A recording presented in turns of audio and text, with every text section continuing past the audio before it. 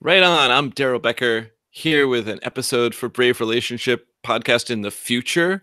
And I've got the pleasure of meeting here with Evan Black from over there in Kansas City. Evan, how you doing over there?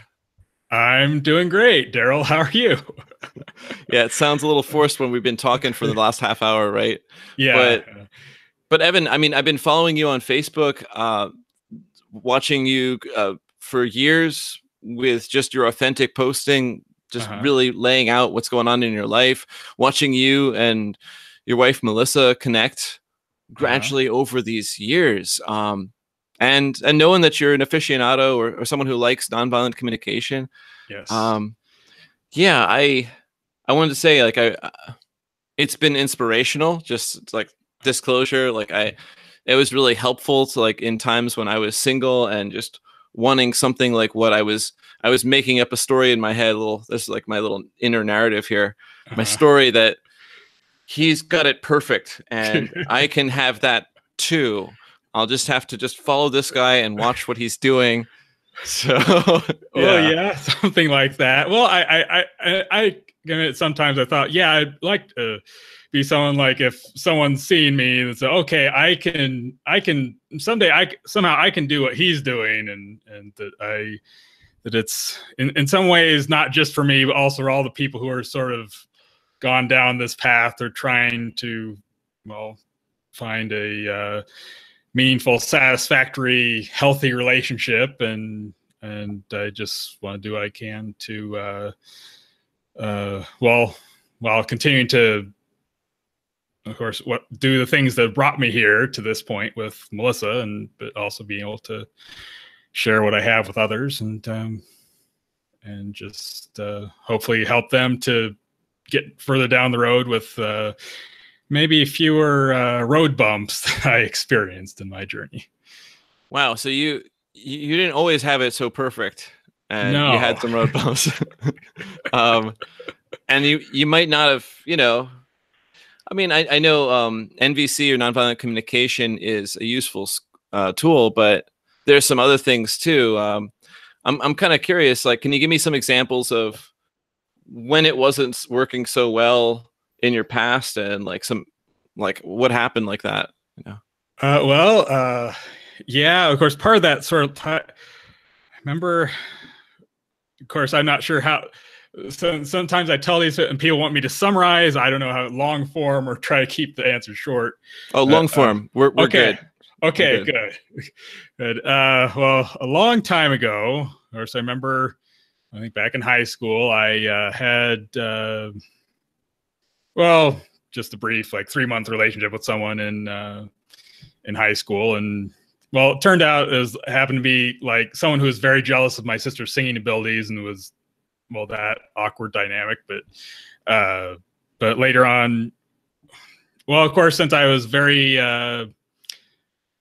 fairly conservative Christian at the time, and of course wanting to do what God wants me to do, and so I came across this book, "I Kissed Dating Goodbye" by Joshua Harris, and talk about the whole biblical courtship thing. And of course, I was obviously much more trusting that God had a plan for my life back then. So, okay, well, I'll just try to follow. Well, I'll just like sit back and let God sort of guide me to whoever He wants me to be with, and that didn't work well at all.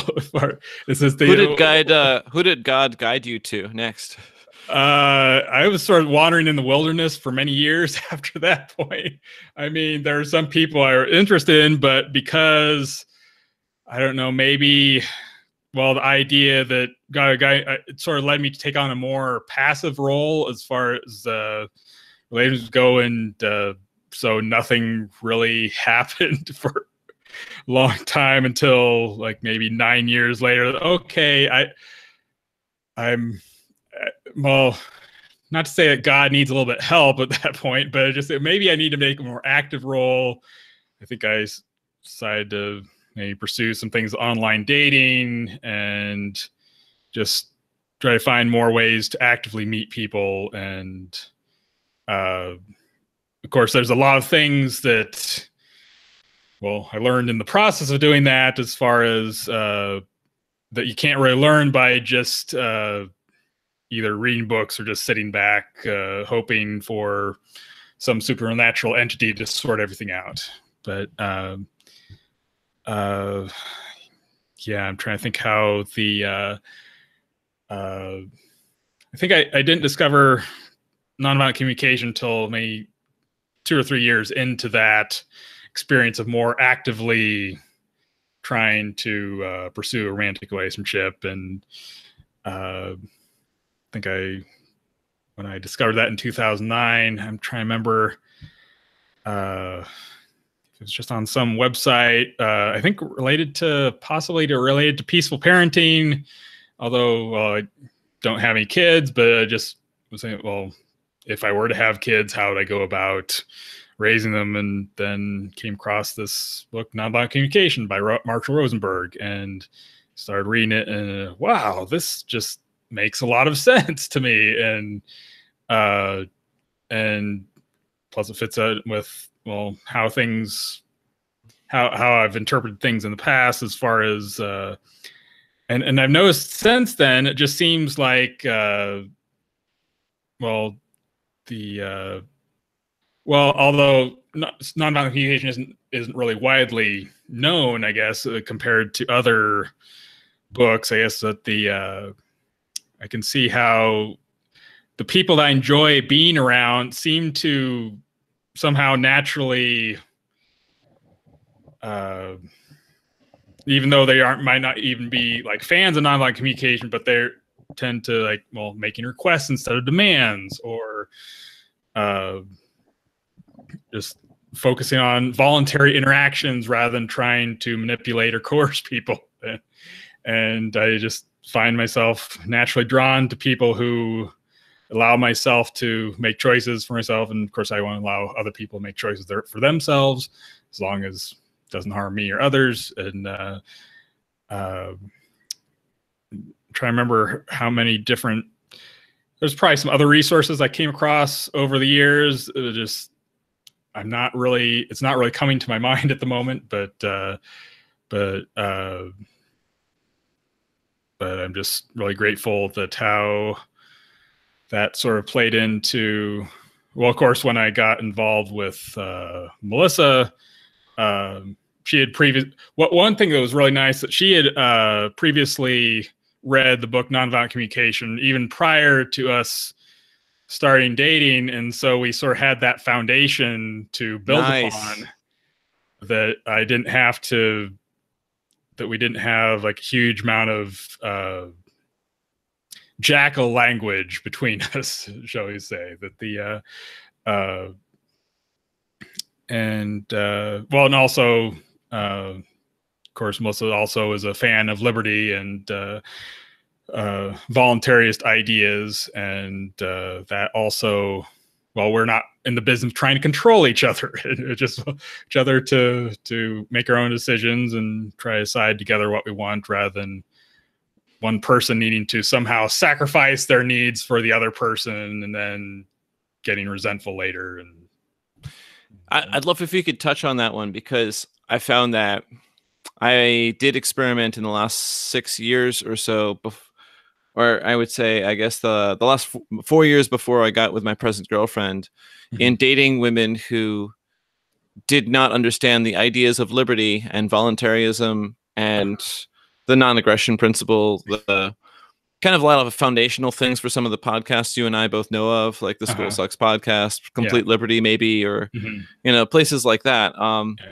So, I mean, I found that it was actually a great training ground to try to blend and connect with people, and women in particular, who didn't know of these skill sets, who didn't know of nonviolent communication really.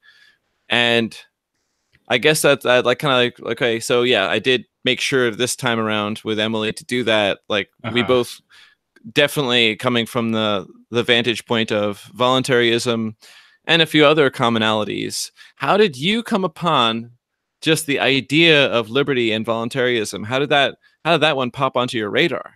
I'm trying to remember, since I was a wee lad. Yeah, well, not necessarily. Well, not so we, I guess, back then, but I remember at one point in the past, I was quite politically conservative. Of course, although what's really strange, I remember like 2000, 2004. I think I actually voted for the Constitution Party candidate, since that George W. Bush wasn't conservative enough, but then in 2005, I know I started trying to just sort of had an epiphany that sort of led me down the road, just questioning a lot of things in my life and questioning why I do certain things. And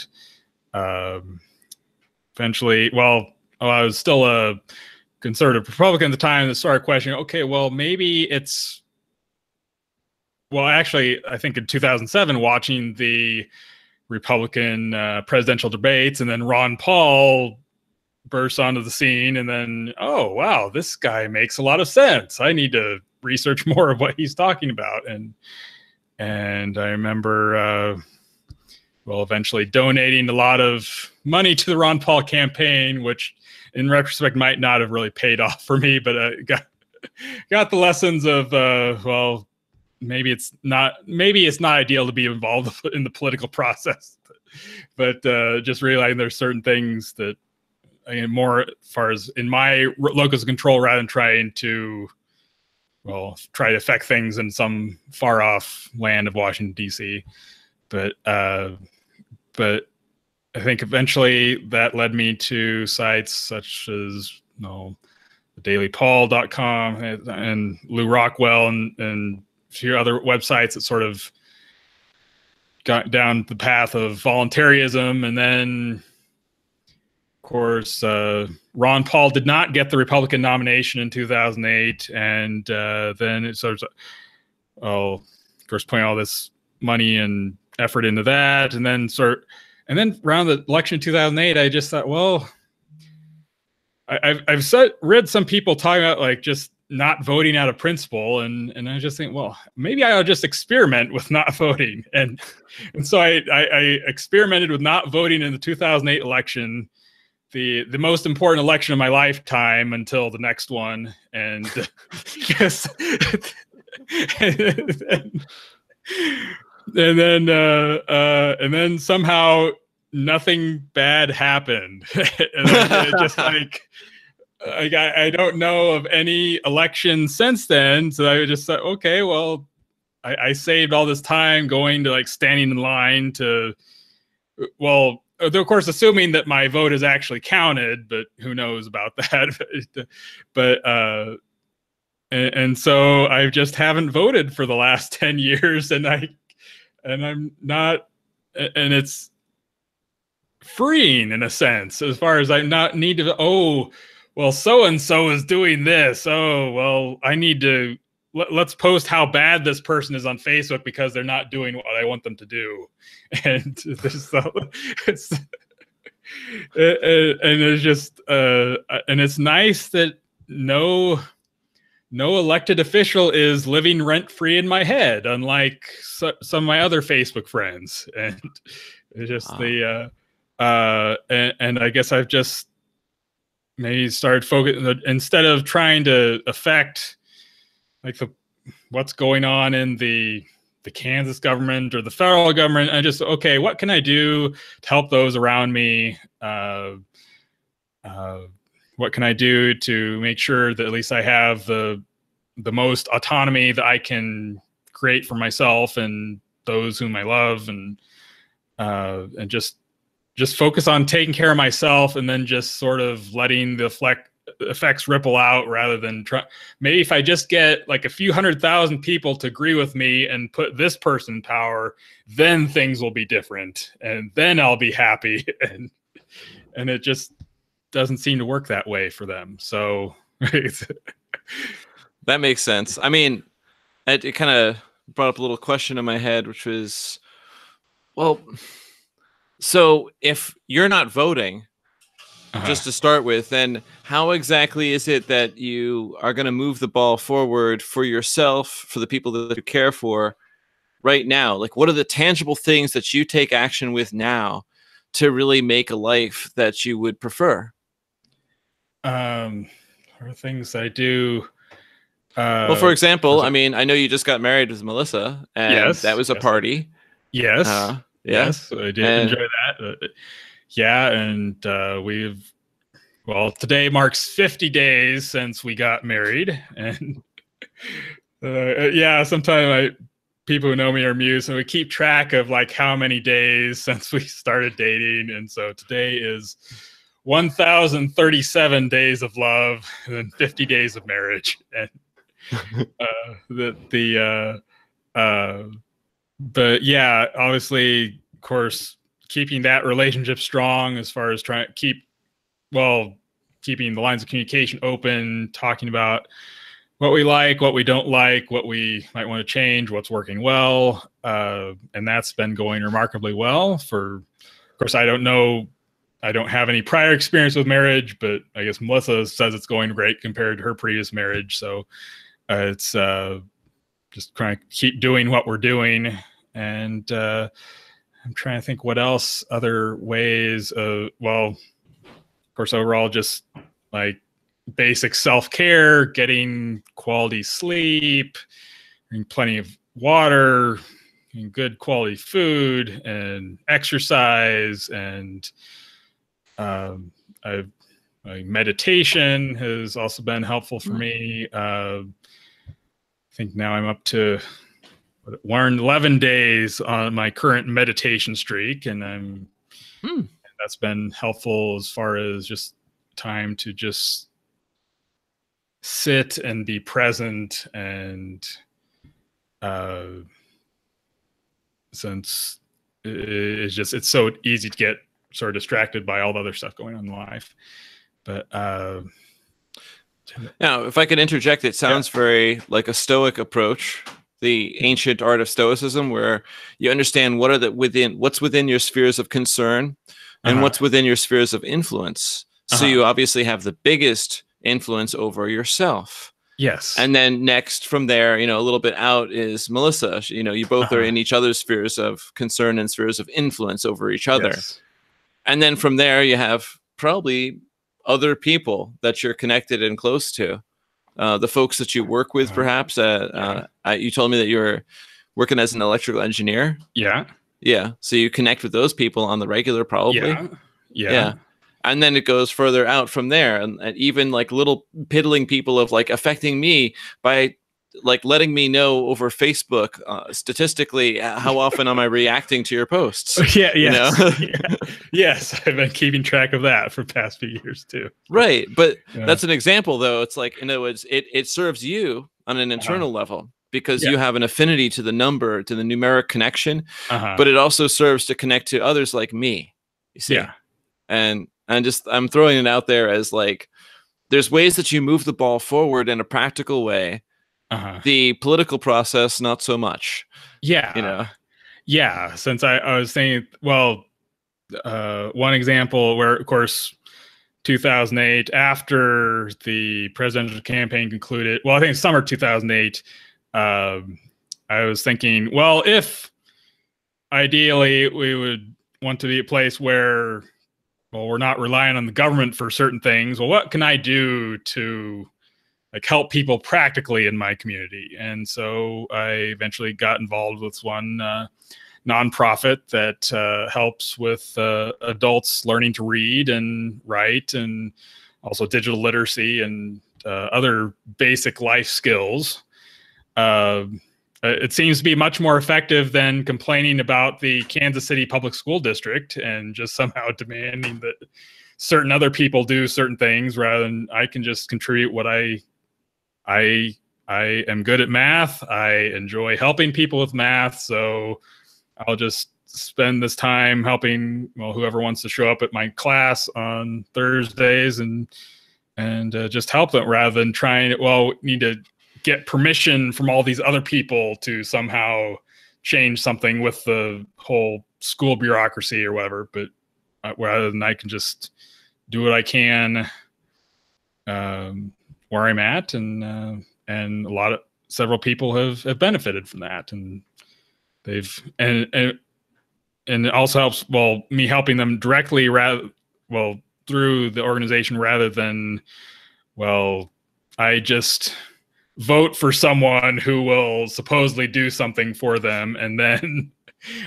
surprisingly, over the last 2 years, you haven't really done anything effective, and so now you find someone like the lesser evil, and then somehow vote them in, and then, but it's just it just doesn't make sense to me anymore. Have you ever had trouble explaining this concept to people who would rather that you join them in the voting process? I'm not sure if I've necessarily been open about.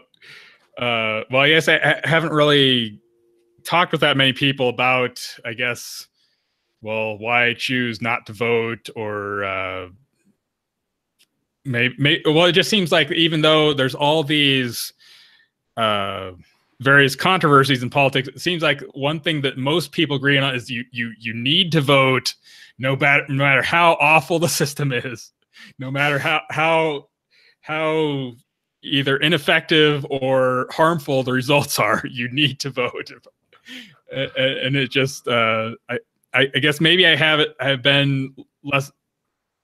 Maybe I just haven't tried to initiate conversations about that yet, but with other people, I just say if they ask me, I'll let them know. But I just sometimes, I don't know, political debates on Facebook just might not necessarily be my cup of tea. But in Facebook, or say for Thanksgiving dinner, that might not be your cup of tea, and I'm not blaming you for that. I mean, I think maybe better ways of using your time to connect with people.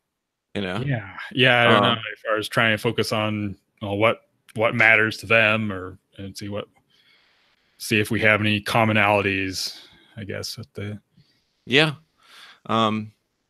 well, I didn't run out of commonalities with you yet, Evan. I have a few here, Okay. I mean, one of them was the media that is consumed.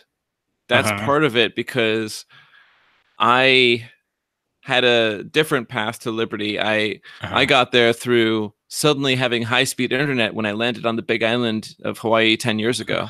And that changed everything, because before that, I was literally trying to go places to acquire certain podcasts, like places that had like a Wi-Fi field.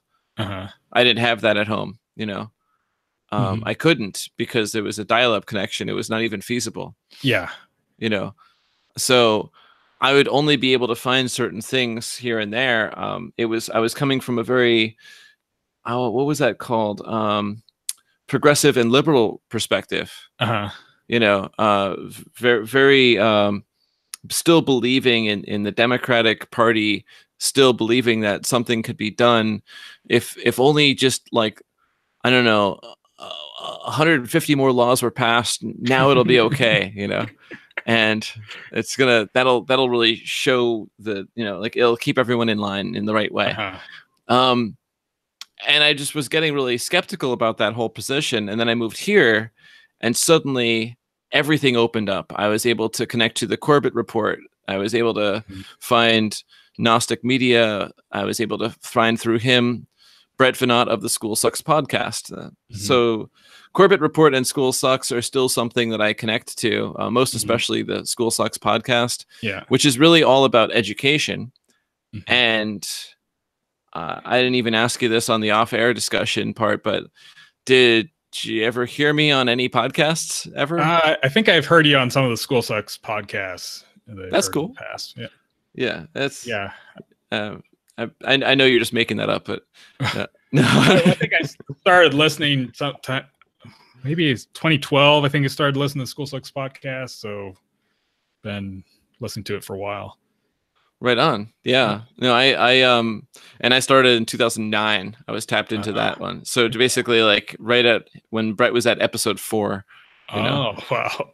Yeah. And yeah, it's it's been a wonderful path to go that far, and it Mhm. really changed my perspective on who I am and what I'm doing, and that was me at that time trying to get the legal ability to do what I do as an acupuncturist. I was going through acupuncture college for my second time. That's why I moved here.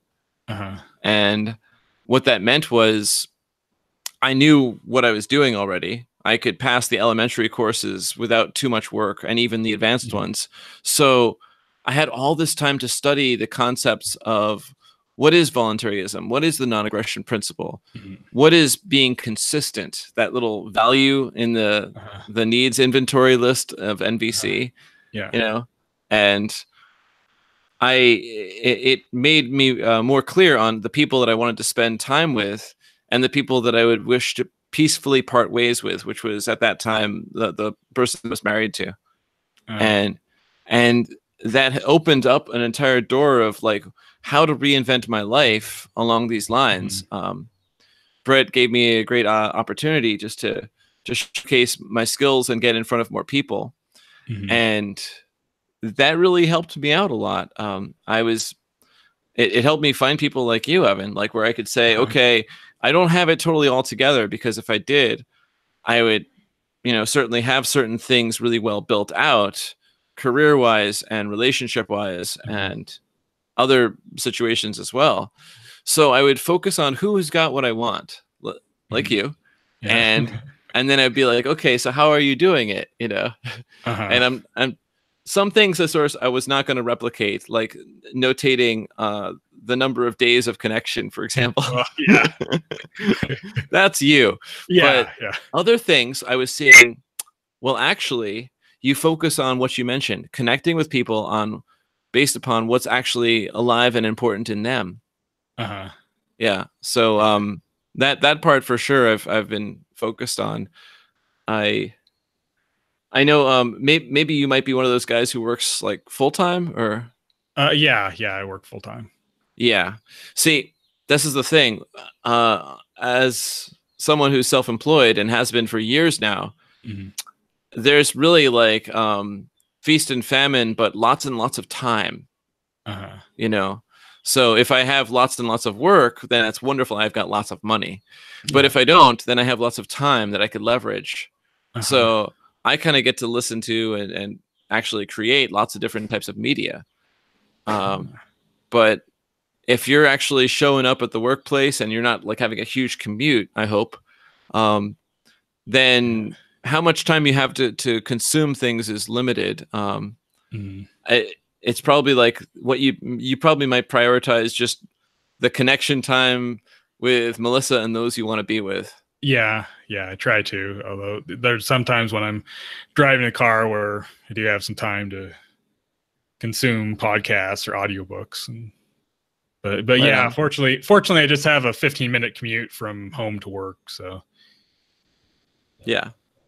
Well, I was wondering just a little bit about what's the role of religion in your life now compared to when you read "I Kissed Dating Goodbye." You know. oh well, yeah. So things have definitely changed. That's the whole nother story. How I'm trying to remember. Was I think 2005. I think was one event that led me to question a lot of things. Trying to remember the think well at that time I think I had well, of course this was well before I discovered nonviolent communication, since I probably wouldn't just write a blog post criticizing certain family members for certain things nowadays, but I did that in 2005, Oh, and some of them let me know of their unmet needs regarding their response to that, or a certain anger, and then I guess I took their response very personally and ended up being depressed, and thought, okay, well, I probably ought to go like seek out help with this, like a therapist. And so went I found a therapist, and then first session we were talking about what had happened that led me to this point, and then well, the therapist told me something that I remember to this day. He said, well, other people are not always right. And for some reason, over the first 25 years of my life, I had thought, well, if I disagreed with someone, especially if it was a person in some sort of authority, whether it's a parent or a pastor, small group leader at church, or that sort of that somehow I was automatically wrong. And which is sort of a recipe for depression and being wrong all the time. But and so then I thought, wow, I have thought this way for so many years, but it's not correct. And then so, well, are there any other areas of my life where I need to re-examine? And so then just mentioned, well, I was still seeing the therapist, continuing to process things, and started questioning, well, do I really need to take part in this particular play to scare people to Jesus, for example? Well, maybe I don't need to do that, so I'm going to just stop doing that. And well, do I need to be involved in all these activities at church, since it seemed like it was sort of like an expensive hobby in terms of time, and even though I thought, well, that's what God wanted me to do as far as all this stuff. And then I was talking to my therapist. He was telling me what church you go to isn't really a moral decision. It's just sort of more personal preference. But then I was, of course, based on what other people told me in the past, well, you need to be involved with a like-minded church. And of course, like-minded church was the church that believed what they wanted you to believe in. and so, and then I remember, I don't know, I just had this epiphany in my mind. This is not, being involved with this church could be potential, like, just this dynamic is not good for me. I need to get out, and I need to maybe find some other group to be involved with. And then around that time, I just decided to type into Google, why go to church? And that was interesting. And then I guess this one article. Where did that take you? That took me to this one article. Let's see, by a guy named Wayne Jacobson, Why I Don't Go to Church Anymore. And Wayne Jacobson is former pastor who, he still considers himself a Christian. And but I remember, he might be better known now. He was one of the editors for was it the book The Shack by was it William P. Young, or it was this big novel in Christian circles around a decade ago.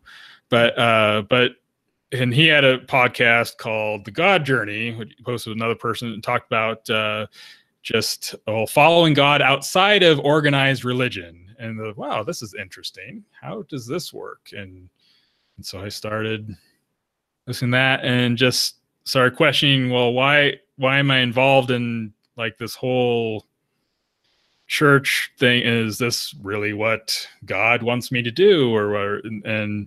And then, of course, I was still of the opinion that, God was still telling me what to do as far as, then eventually coming to the point several months later, this is 2006, where maybe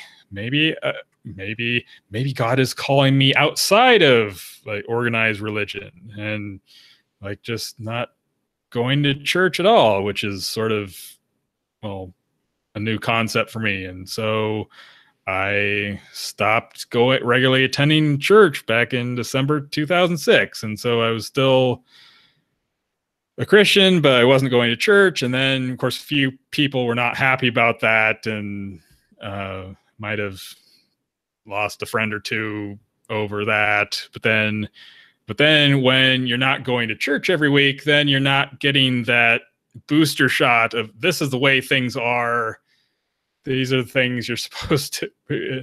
And so then it's like, oh, well, maybe try, not praying before meals and see what happens. Like if I don't bless the food before I eat it, then what's going to happen? And then, oh, it tastes just the same. And then and then just continuing to sort of process through things for a few years, and then eventually getting to the point where I think it was 2009, where just questioning, well, of course, there's a whole thing with the communion. I'm trying to remember the verse about the not drinking the cup unworthily or something with the whole communion thing, and just, am I a Christian anymore? And I research this more, and I start looking at pastors who somehow ended up becoming atheists, and how does that work? If people, this idea of people, I would think that people who are in sort of spiritual authority would have much greater connection to God, and then why did they decide that wasn't real anymore? And then came across websites such as the Skeptics Annotated Bible, where like certain contradictions in the Bible, and I was like, wow, that's, of course, with me trying to, valuing that consistency of things, and then not finding that consistency when I looked at certain things, even stuff that I had read in the past and didn't really think twice about it. And then eventually got to the point where, I'm just praying, God, I'm really having some doubts here. Could you please give me some clarity over certain things? And then didn't really get much of a response. And then I finally came to the point, okay, I believe that the Bible is most likely written by men rather than divinely inspired. And so then if it's just people's opinions, then everything else just sort of falls apart. And it just, and then from that point, December 22nd, 2009, I guess I no longer considered myself a Christian after that. I suppose I probably made a few other experiences that maybe led me. I probably live life pretty much as an atheist nowadays, but not believing in a sort of supernatural entity, but trying to do what I can to be of course, I know that good is not really an NVC term, but there's a person who can connect well with others and somehow make life more wonderful for myself and for others. There we go. Yeah, I think it might touch on this this other little question I had. It was regarding labels. And so far in this discussion we've thrown out a few labels such as voluntarist and Christian and atheist. That was the last label I just heard. I mean, there's a bunch of other ones too. Jackal. That's a Jackal language, but that's a methodology. I think that what I've gotten more clear on for myself is to be really precise on my choice of actions, but to differentiate that where I am not my choice of actions as an identity. I don't have labels to identify as, except for the one label that I could use, which is I'm an individual. Yeah. Like when pressed, that's the only label that I will take. I'm not going to say I'm a voluntarist, although I would say I find no fault and much virtue in all of the principles that you over there listening on YouTube and at home alone, you can look up on Wikipedia, Google voluntarism Wikipedia, and that definition, I'm not going to really find much in the way of concerning fault around that, but I don't choose to use that as a label to identify. And my approach to much of life is agnostic, meaning I just don't know. most of the time. Yeah. Although right before I take action, that's when I choose to go ahead and, use the best knowledge I can to make the best decision I can to say, should I send a message to Evan? Should I ask him if he'll make a podcast with me? What if he says no? Okay, I think I can handle it, whatever he says, and well, I was planning on shaming you harshly if I said no. So yeah, Daryl Becker asked me to do a podcast with him. I just shut him down. Shut him down. Like, are you kidding me? I work full time. I work my ass off. This is my quality time with Melissa. Why are you trying to get in the way of between me and her? Well, Melissa's working right now, so it's not. Oh, okay. That. Otherwise, I'd probably invite her on to join us. But yeah, she's actually, right now. That's pretty cool. That would have been fine. Yeah. She just has me working Sundays for the foreseeable future. But yeah, but you understand, it's like the whole labeling thing. Like I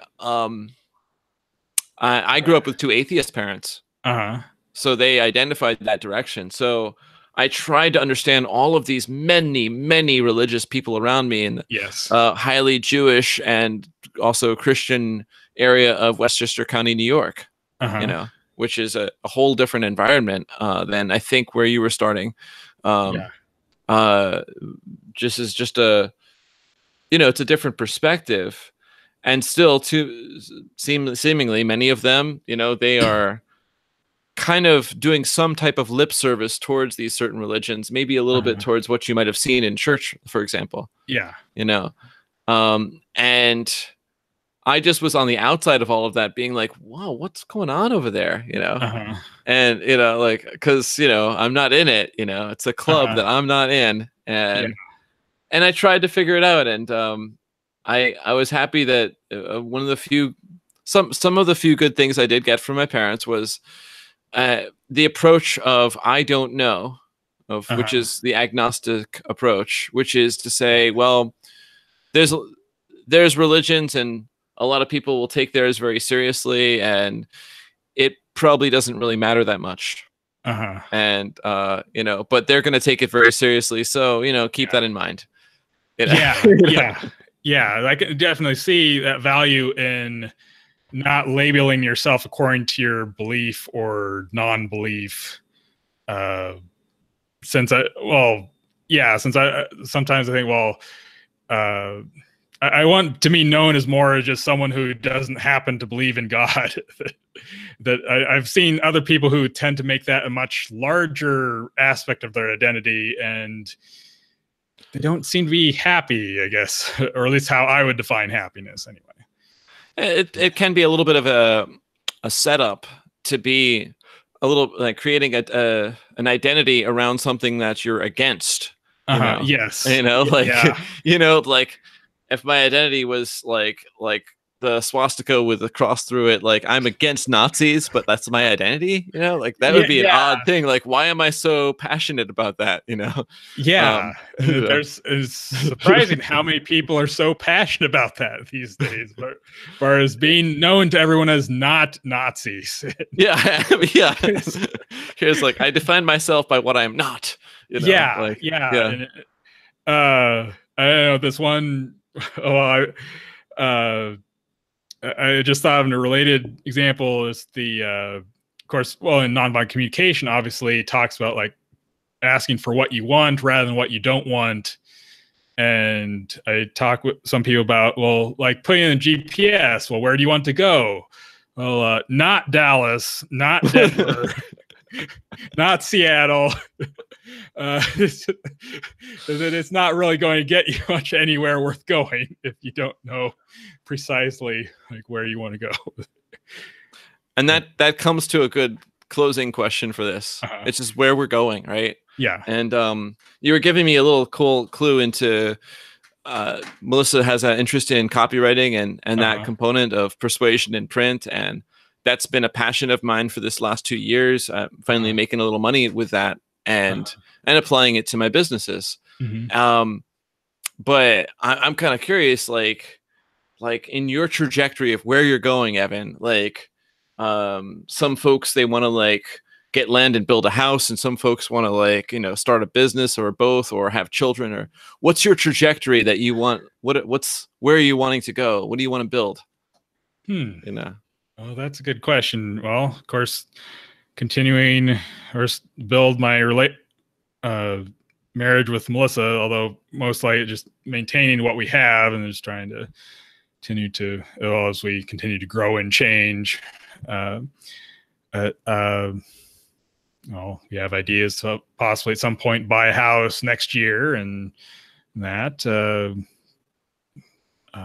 right now we're not planning to procreate, but I know one thing we've been working at, well, of course I'll still be doing math tutoring to help people out who need help with math. And I know one thing that Melissa and I have been working on for close to 2 years. We well, since of course we I know when I was, well, especially early on in my relationship with Melissa, when I was recovering from a lot of past relationship and other stuff where I just sort of burned out, and I thought, well, it would be really great if there was some group I could go to and be able to share just what's going on with me, and also be able to share some of these ideas related to nonviolent communication and other methods of compassionate communication. And so we started up this one meetup group that we call Empathy for Everyone. And nice. And we just been trying to well, whoever wants to attend to show up and talk about ideas related to nonviolent communication. Also have time for each person to share like what's going on in life, where we can just listen respectfully and with being emotionally present with them, not trying to fix them or otherwise dismiss their concerns or judge them in any way. But although I haven't quite mastered the whole marketing of all that, but at least trying to, that's what we're trying to build together. Just a little thing in our spare time. That's awesome. Yeah. Well, I'll look forward to keeping some forms of connection with you.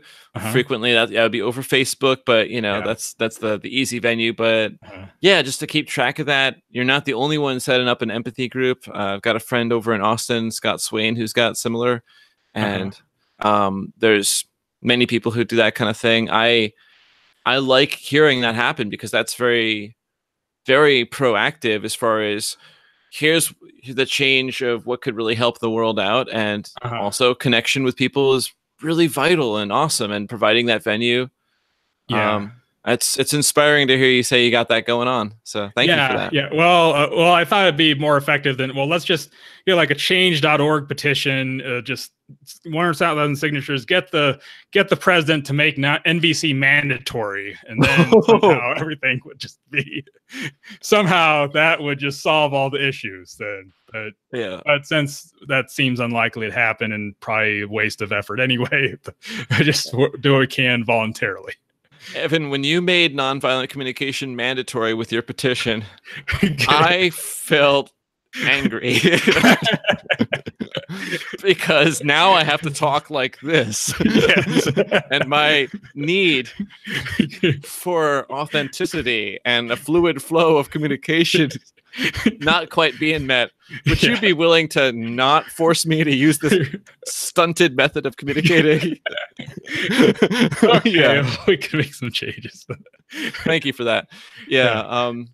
Maybe sometime, maybe next discussion, we may even talk more deeply on NVC, since I have a lot of, more nuanced thoughts on that subject. Okay. That's my thing for sure. But man, this was a great getting to know you. And gonna say goodbye to the viewers. Thank you all for whoever the hell showed up, and stay on the line. We'll keep going. Bye, everyone.